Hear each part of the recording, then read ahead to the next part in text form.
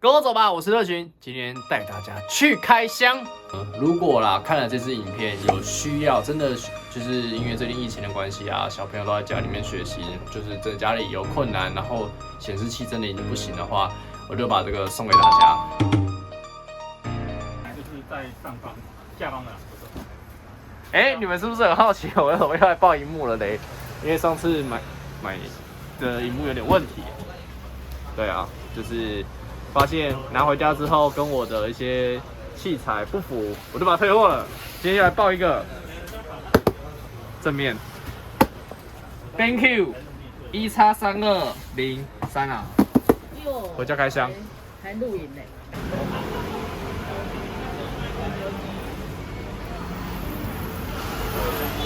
啊，不容易不容易，总算要搞好了，好，拿回去好好开箱一下。肚子有笨大。这个要剪进去。嗨，今天又来开箱了，开箱什么东西嘞？啊，西北档。今天直接跑去光华商场楼下的某某3C 店，好，直接报了这一台 BenQ 32寸144赫兹啊曲面萤幕，而且是2K， 价钱很甜哦。听说之后要涨价啦，价钱只要9900块，9900块。我觉得1万块以内可以买到这么大的曲面萤幕，还算 OK， 而且是2K， 又高赫兹数。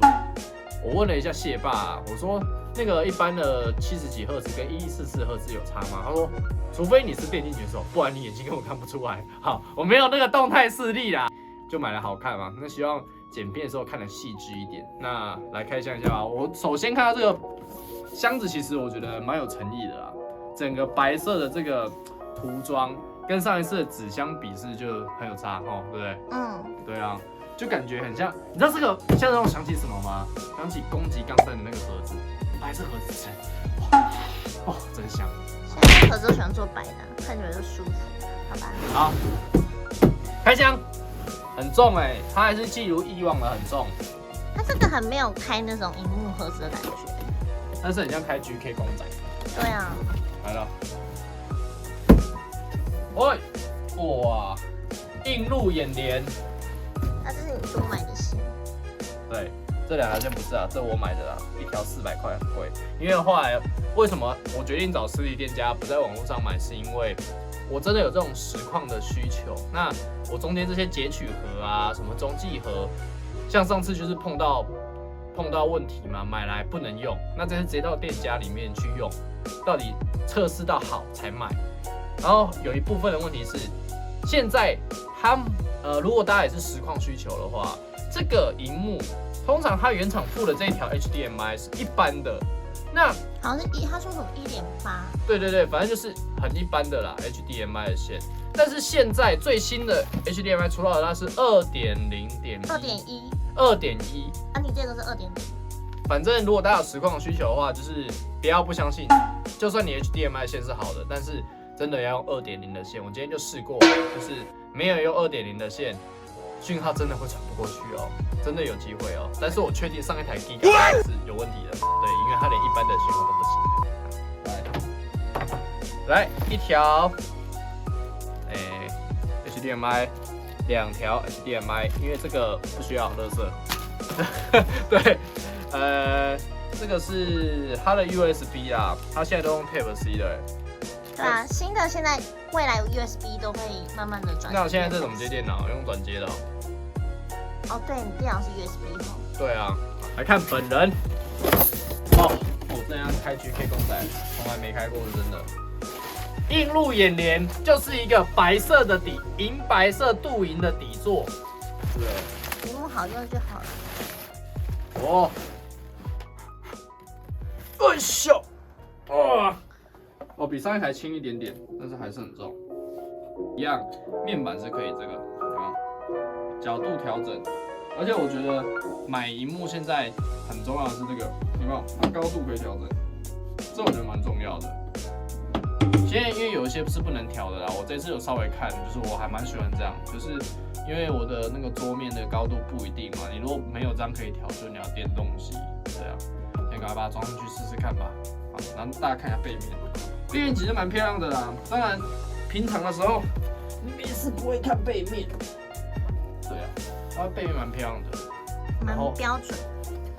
还有2个 HDMI 啊，所以你可以在你想要的时候，就是你可以插2个，比如说你一个是电脑，一个是 PS4，你想要的时候就从电脑里面做切换，就省了转接器的，它直接帮你内建转接器就对了。其实还蛮不错的。来，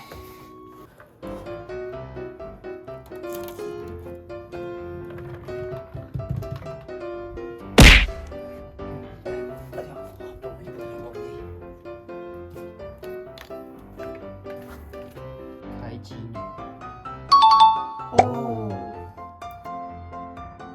哦，成功了。会不会切掉失败了呢？但是我说真的，它这个切换有点久，因为按一下大概5秒内结束，它这个要你看大概10秒，好不好？没那么久啦。测试一下，来按一下，1、2、3、4、5、6、7、8、9、10、11、12，真的很久，真的不是我说的，真的有点久。终于解决了，可以切换。你看，按一下这个，它后面2个 HDMI 是可以切换的。那如果你有跟我一样有实况需求的朋友，发现插下去啊没有办法直接读取到的话，今天领就是江湖传言啊，江湖传说，你先把 PS 直接插进去就是荧幕里面，让它感受一下，然后感受完之后有画面了，你再把它拔掉，然后再接到你的接取盒，这样就可以了。对，我也不知道为什么、啊，对，我不知道这是什么个道理，可能它里面的韧体会更新什么之类的吧，不知道。好啦，这一个荧幕虽然它是比较旧了，然后它是有点闪烁，但是它其实功能上是还是可以用的。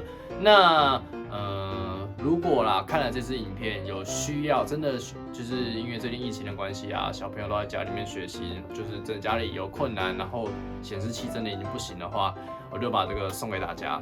那怎么送呢？就是在影片发布的2个礼拜内，2个礼拜之后，我会在下面看留言，你只要告诉我，你需要这个荧幕，对，然后或者是你真的不好意思留言在下面，可以私下传讯息给我的粉专，然后我就会选一个，就是我觉得真的需要帮忙的朋友，好不好？这就免运寄给你们啦，啊，一点点心意啦，就是可能它不是那么的好用，然后时不时可能会有一点点变色或闪烁，但我相信，大家共体时间嘛，度过这个难关，那之后你们可以再买好的，对啊。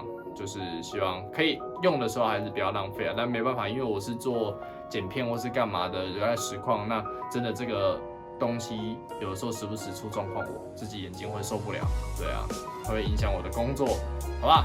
那就这样啦，今天 BenQ 这个荧幕开箱给大家啦，其实还行啦，对啊，整体上来讲气势还是足够的，对啊，我的工作台终于回来了。对啊，然后调色的部分的话，它这边都可以做调整，很多调整钮，就是大家还是可以啊，又要等12秒了。就是调整的部分的话，大家还是可以依照自己的喜欢，在这边有很多的模式啊，可以去校正，然后也可以去设定。所以通常最近大家都说 BenQ 的颜色还不错。那如果你真的想要校正到你自己习惯了，比如说 iPhone 可能会偏黄一点，或者一般的显示器、一般的荧幕可能会偏白，那你就是依照你的喜好可以去做调整。现在的荧幕也都做得到，对啊，我就觉得还蛮 OK 的。144赫兹，32寸曲面荧幕啊，2K， 9990，我觉得还可以啦，可以接受啦。至少因为买一次你就会用很久了嘛。好不好？希望我的影片大家记得按赞、订阅、加分享，让我知道你们也蛮喜欢看到这一类的开箱，提升一下知识，不要走冤枉路的，好不好？那这一款 BenQ 的荧幕就推荐给大家啦。如果之后有什么使用上不 OK 的话，我会直接写在影片下面的说明栏，好不好？大家自己看。好，影片就不改了。好，大家拜拜。记得留言哦，需要荧幕的话。